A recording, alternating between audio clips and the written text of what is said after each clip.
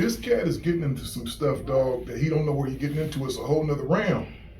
It's a whole nother realm. And I know as far as our Gangster Chronicles platform, I take what we do very serious. That's why I tell people off the rip, I'm cool with everybody. I don't bang. I've never banged. Ada's from somewhere, James is from somewhere. I ain't from nowhere. But you understand what I'm saying, James? You follow what I'm saying.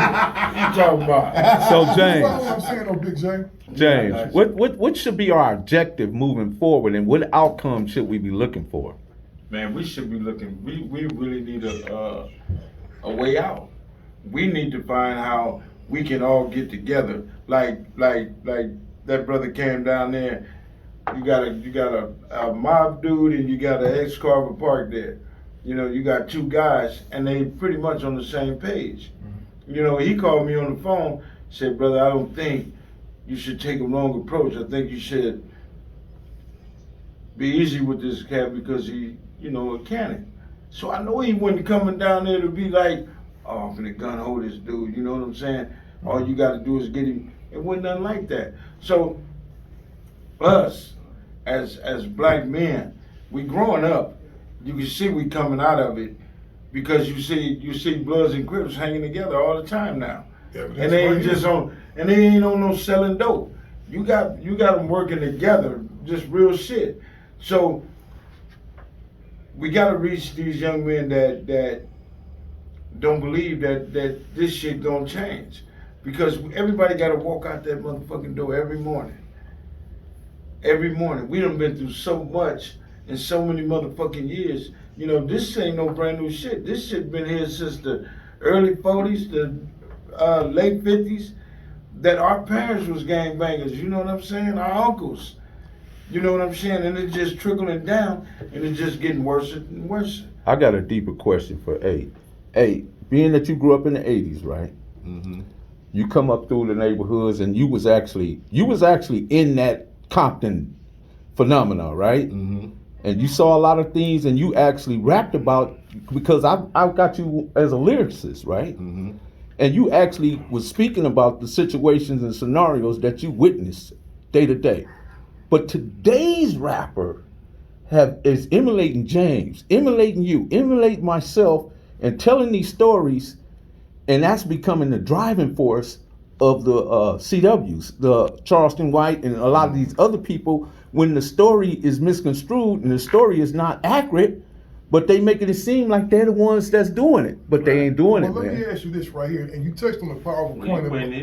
Go ahead. But no, this has got something to do with that. I got it. If you listen to this right here, growing up in the hood, yeah, boy, 1984 was the year my peers didn't know what was in store. A little hard-headed kid came of age, time to pay my dues, learn the tricks of the trade. Who wrote those lyrics? He was describing every little nigga that I knew, not just out here, but across the country.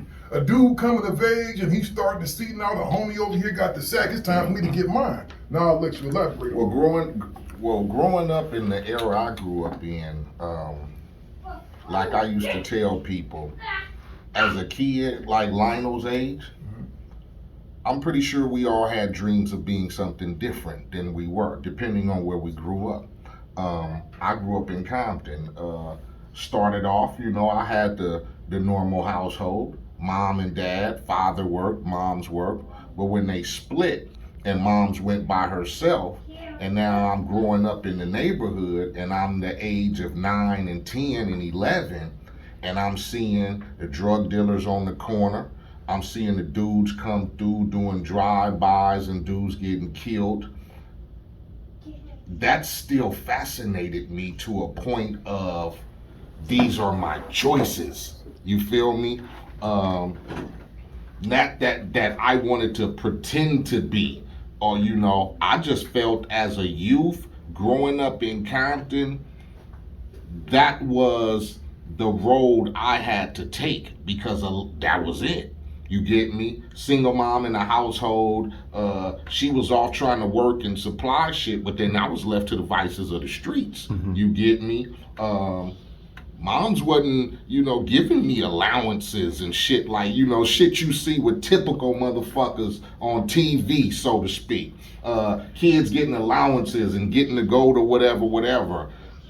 I didn't get all of that. So when I saw the drug dealer on the corner, or I see the niggas belling in packs with their rags out their back pockets and shit, that gave me the sense of family, of wanting to belong. So that's why I wrote those songs I did, and I participated in gang banging and selling dope and all that, because I felt that that was a no way out situation.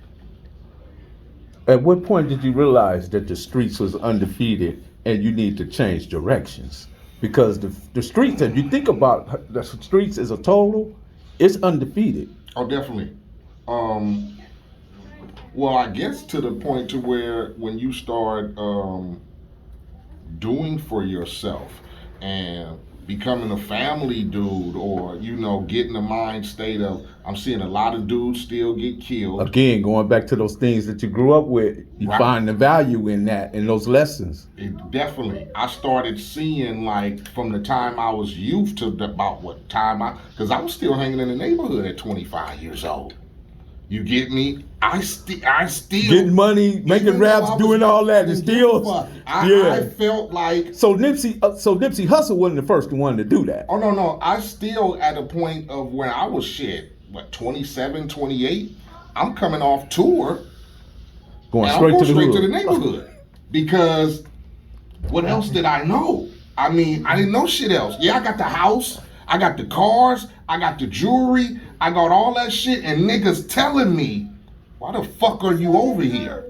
You get me? Right. But I'm still feeling like I gotta have that connection. Like it's important for me to still have that connection to the neighborhood, because I didn't want people to think that the shit I was writing about or experience was some shit I was doing from afar. Like, I grew up in that shit, but it came to a point to where now I got kids, you get me? I'm hanging in the neighborhood every day. It's still the same shit going on. I don't give a fuck if I'm the nigga that's rapping and still whatever. It's still niggas from that past life that still look at me as, nigga, you affiliated. Right. So When you go, let's go put some work in. even though I'm like, okay, everything or whatever, you still got the, hey man, we need dope.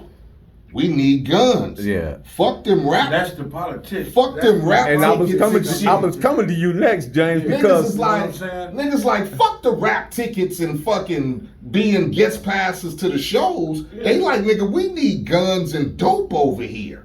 So that's when I started going, whoa, like you get, because I'm thinking, Because now you about to get caught up in the conspiracy. exactly. So that's when I had to make a choice. And then you had certain niggas like James who would tell me, why the fuck you keep coming over here? You get me? Like, why? So here's a deeper question for James. James, the highlight of Death Row, right? I'm talking about at its peak. You was around millionaires, maybe even billionaires, and you saw a lot of money being transferred and happening right there, right in front of your eyes. Them motherfuckers was using credit cards, man. But I heard you mention David Kenner though. But They got black cards. All those guys have money, man. But we didn't have that right here to link with them. You know what I'm saying? Like my brother Alton and Big Jake. They went in there trying to learn the music and got these little artists and whatever. But you can't get there when your people don't want to see you there. You know what I'm saying? so that was my question though. How was being around all this, seeing all this business going on? Why wasn't nobody say, wait a minute, hold up, man. Look what's happening to us. Let's get on this business, because we in full control of a multi-million-dollar conglomerate. I did that. I told all the homies when our pinky rings was MOB and Suge ring was MOB. I'm talking about big, and the Huge. chain it had to be bigger. He rolling in Benzes and Mercedes, and we riding around in 77 Cadillacs, Caprice Classics. Hold up, when we pull up, the people look at us, and then Suge leading the pack. When they see us, oh shit. The bellhouse, the cats didn't want to come park our cars. Man, y'all don't see the big picture here, man. Sugar's making money, but he exploiting us. He Man, using we got- y'all just long as y'all show up, the other people is Right. intimidated. Exactly. So we gotta have a meeting, man. We gotta get this. So at that time, Bob, you be drinking too much. You be tripping. They don't see the big picture. I do. Come on, man. I know what's going on here. I know where the money at. But then I fucked up when I started just accepting checks. Instead of checking that ass on some nigga, this hood belongs to us, not you, partner. And we lost sight of What happens to us often, James, is that for us, melanated people, we get caught up in the romance of the moment, right? Right. But we don't see that this stuff at some point can come to a screeching halt. And if we ain't building in the right way, it's not gonna sustain us in our legacy. It's gonna fall out. I said all that. Then we got to let me ride hydraulics. This is how he got us. Okay? We got to let me ride hydraulics. I'm there every night. I'm posted because somebody said they finna come through and do something. So I got my little crew. We posted all in the parking lots. All, you know what I'm saying? So when he did let me ride hydraulics, I said, fuck all the extra shit. Let me show him something. Let me not put my body and myself out there and be on some beating up people's shit. I'm gonna stay right here and let me ride. And I'm in the hood. So I got to help building lowriders. So I'm on the rack with the white boys cutting the metal to redo the frames and shit. I'm seeing these motherfuckers cut. I'm watching my little homie Boomer. I just took Dre lowrider that Chevy had in the Chronic. I took everything off of his shit and put it in my little homie Boomer shit. See what I'm saying? Right. So now let me play with these motherfuckers. Right. feel me? As you should, James. But I'm showing them the pain. Then I got to show the homies and my brother that we allowing this shit. We doing this shit. You know what though? The thing that Wait a minute. Oh, I'm sorry. So when the homies started paying attention and seeing that I was right, and all I had to do was argue with this dude to get a check. I don't have to be physical. I don't have to do that. So when that happened, I'm cool. I'm right here. I ain't got to move. When Snoop trial, I took that opportunity. I brought 9 motherfuckers, but I had 20 motherfuckers on the roster. But I got paid for 11 other motherfuckers and just paid those 9. And then still got my $250 a day. You feel me? I made over $40,000. You know what I'm saying? So I took advantage of my situation when it came.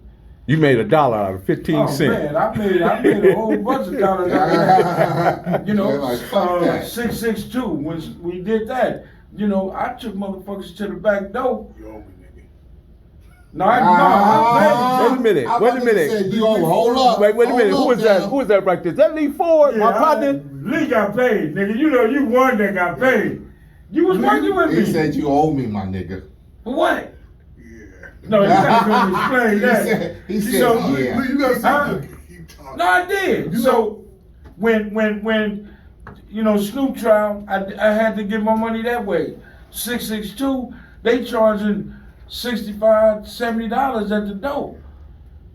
It's 15, 20 motherfuckers over here. I go to that 15, 20. Check this out. They charging 75. I'm gonna charge y'all $60 a piece. All y'all come on to the back.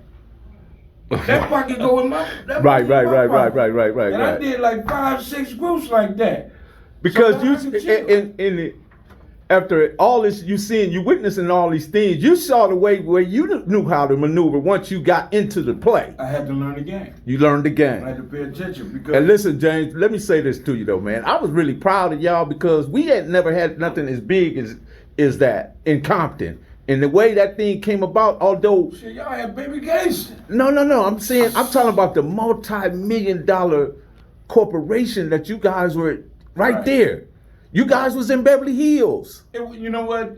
We were attached to it. We didn't have no part in it. We was attached to it.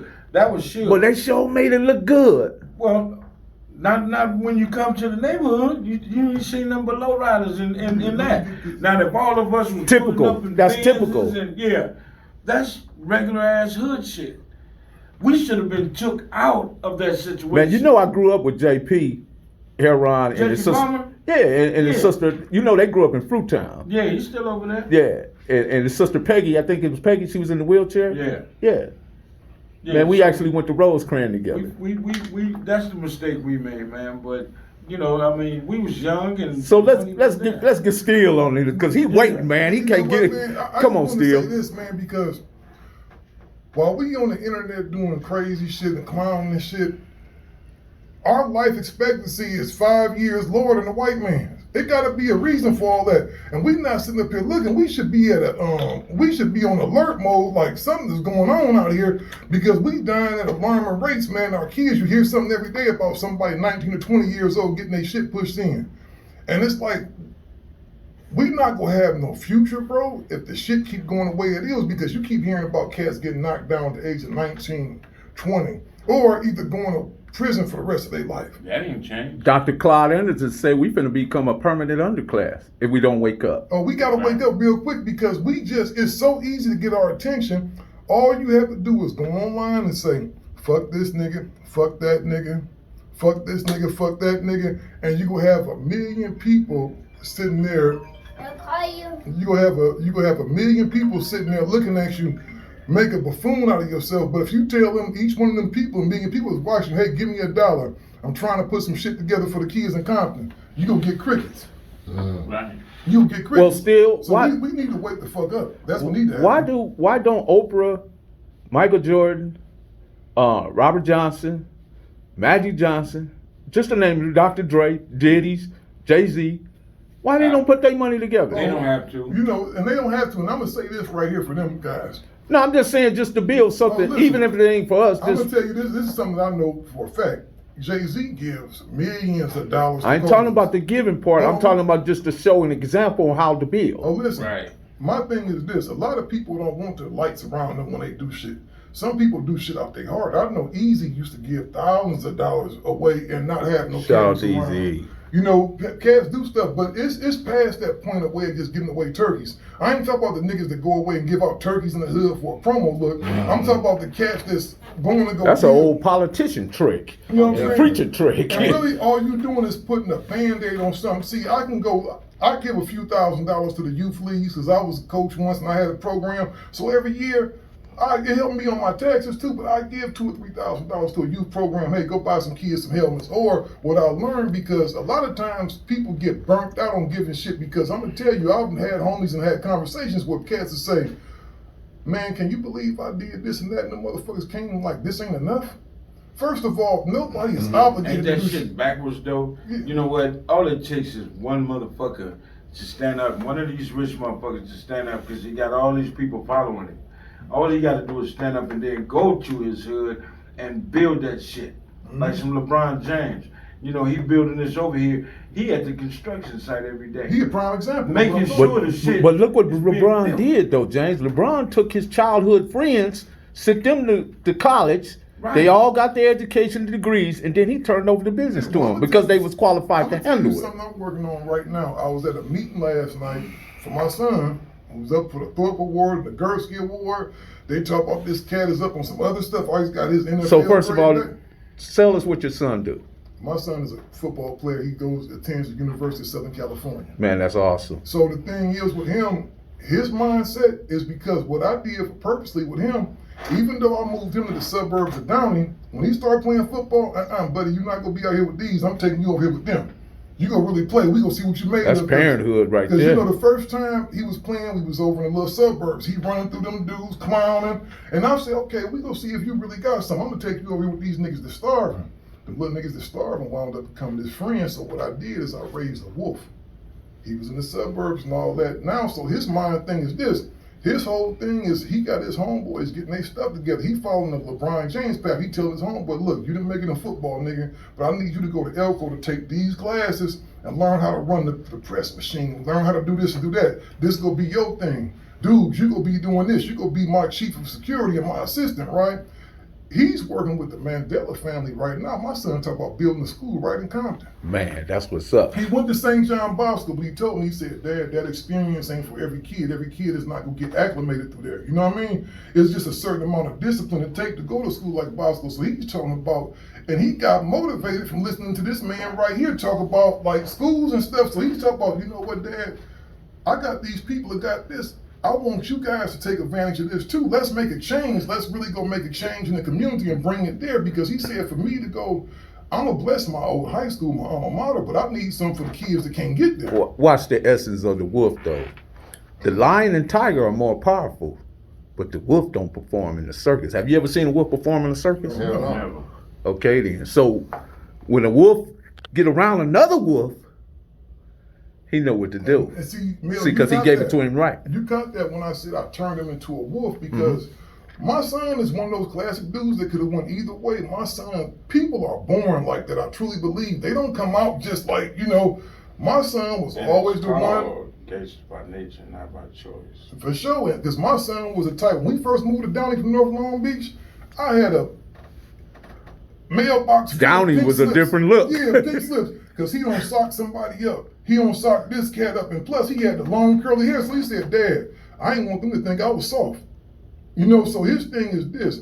He identifies more with A the wolf neighbor. amongst a many a sheep. He identifies more with them cats from down there, even though he'll tell you right now, I'm from the suburbs. My pop's cool as hell, my mom's was there.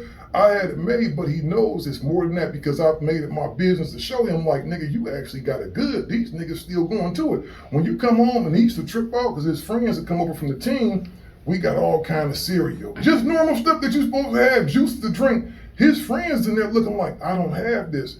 It needs to be more, and see, that's what we got to stop thinking as black people, that we got to stop looking at all the people that got money. It's stuff that we could do ourselves. True. Ask yourself, when is the last time you went and volunteered your time for something else? I commend this nigga because he out here coaching kids. He don't have to be out there. His kid in high school doing this thing, about to go to college in a few years. He don't got to be out there, but he's out there. It's little things that you can do with your time, and time is so precious right now that is of an essence. We sitting up here making videos talking about this nigga and that nigga. We better wake the fuck up, or it's gonna be all bad. Watch this, Still. If you do a 360, you wind up in the same spot. Hello, Charleston White. Charleston White put up what? 250,000 to get his butt out of that situation. Was he really taking that for granted, or did he appreciate that? Because he obviously had some good parents, or a good parent, Right. that loved him, And see, that showed him differently. And that's what I don't want to do. I don't want to make this show all about Charleston itself, because right now we at a time where there's a million Charleston Whites in the country, man. You see the Why do you think that's so, Steve? But you see, it all comes back to self-hate, because we can't stand each other. I'm gonna tell you something. If a white man comes in and says, okay, I'm gonna give you 1,000, you 1,000, you 1,000, me 1,000, usually a nigga ain't gonna question shit. But if 8 come in with the same deal for y'all, might have better terms and everything. Oh, that nigga offering us 1,000. We gotta see what he up to. He trying to sneak in on us. We don't love each other, dog. We don't protect each other because we don't respect each other, because we don't respect ourselves. That's what it all comes down People to. ask that about everything, you know, in situations. Why are we like that towards each other? You know, that's the same situation like we feel like here on the West Coast as far as music. Why we don't support each other like motherfuckers do in other places. What generation do we have to show us different? What generation has stepped up and said, y'all not gonna be like this. This how we was, but we gonna teach y'all how to self-love instead of self-hate. We gonna teach y'all that gangbanging and all this is only kill y'all. Y'all only killing yourselves. We don't have a generation that's stepped up yet. And you're right, James. What if I told you that during the time of slavery, we own 1.1% of the wealth of this country? 2021, we still only have 1.1% of the wealth of this country. So if you go to blackdemographics.com, if you want to know any statistics about black people, those are the real facts. And we spend more cash in this country than any other Big race of consumers. people. Big consumers, never the builders, never the creators. We always the consumers. How many times our dollar go around still? A dollar circulates through our community, never, but it circulates through the white folks' community 20, 30 times over. What are we doing wrong? You know what he doing wrong, man? And I'm gonna tell you this too, to our brothers that own businesses out here, some of us gotta step our stuff up too. No, it ain't that. No, let me make a point, James. You have we gotta step up as a people. It ain't just the business owners and the people in power. We walk into a store, right? For some reason, we walk into Macy's, and if it's a shirt on the rack that say it's $200, we pay it. But if 8 has a shirt, a product line that he's putting out, he got 50 inboxes of niggas, I need that, homie, I need that. But they ain't sitting no cash. They ain't did no one to order nothing. If you go support that man, purchase his products, don't come in expecting no discount. Don't come in expecting this. Where does that mindset come from? Because you're right. A lot of black people, if 8 doing something, why would you expect 8 to give us a discount? I just said it. It comes back to the part of we don't like to support each other for some fact that I don't want to see him making no money. But I don't mind if Macy's is making the same money. That mind state is backwards. Because Steel could have, like I said, Steel could have product, James could have product. I expect James to give me a hat for free. But the same hat could be in Hat Cap in the mall, and I'm finna go spend $40 on it. And it's just like the same way like we do this show. 8 has a hell of a clothing manufacturing thing. I told 8, I said, man, let's do the Gangsta Chronicles clothes through you. It just makes sense. Hello? He already got a thing. Why go around that? And our brother has the same thing right here, the infrastructure to do it. Let's do it with him. And I'm going to tell you another thing. It's like I got Tidal on my phone. That's a black-owned, a brother founded that company. It's almost like they think the white man's water is colder, bro. Why can't we get $1 million and split it up amongst we? Man, that's what we're trying to do right here today. While you saying that, man, I can't speak as I just signed the NDA. I'm doing that right now with some really powerful brothers, dog, and we are going to take back control of media. We need to own radio, bro. We need to own radio. We need to stop running to YouTube and all these other places. And this ain't no knock against YouTube, but we need our own shit, bro. We need to control it, and we need to get together. We need a panel of people to start putting shit in check. Because I'm going to tell you, we used to go down to Cleveland. I was raised in Cleveland. I came out to California when I was 18, but we had certain homies in the hood, they was almost like the police. You went to them and this nigga done broke into Miss Johnson's house, he got an ass whooping the next day, like, why you breaking that woman's house? A dude done shot this and the baby done got shot. That nigga come up stinking the next day. We handled our own shit inside because it was some kind of structure. But when you got a generation of people, and I'm not gonna get into things because we got some great young people out there doing some incredible stuff, but this generation, the majority of them are thinking about themselves. How can I come up? How can I look big? Hell, I ain't got a problem with a brother making $1, but don't choose the likes and the views over the motherfucking money. If it ain't making money, it don't make sense.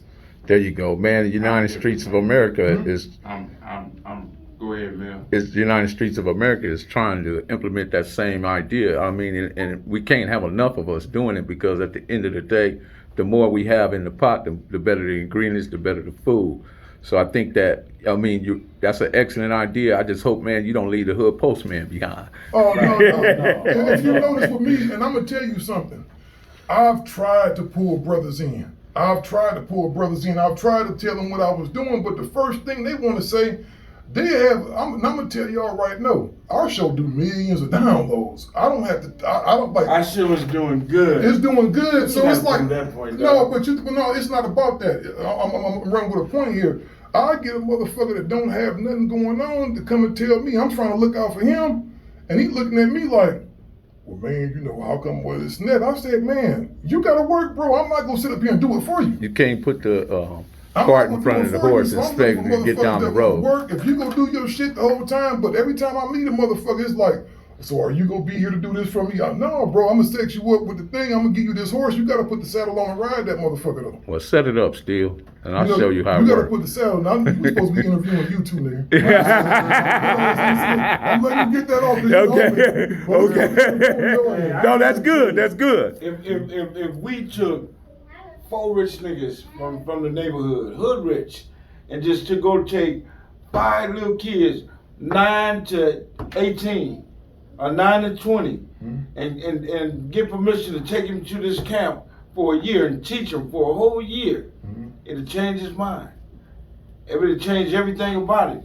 And you're teaching them skills, you're teaching them how to read, You're teaching them everything that they don't know. Mhm. See, a lot of my bullshit and the way I felt, and I wasn't too sure about myself because being a gangbanger, you fuck reading, fuck writing, fuck this. I don't want. You didn't think it was necessary. No, it wasn't. It wasn't necessary. The only thing was necessary in being in the hood is a gun. Yeah. Nigga, don't. If you in the hood and don't got a gun, you losing. Yeah. So that was my mentality. That was my thought. But if you take that, what I was and what you was and what you was, and bring it and flip it of today to our kids, they don't have to see what we were at 30. They don't have to see where we was at 40. They know they're going to be young men at 9 to 18. Yeah. Exactly. We got to just take them away from the situation.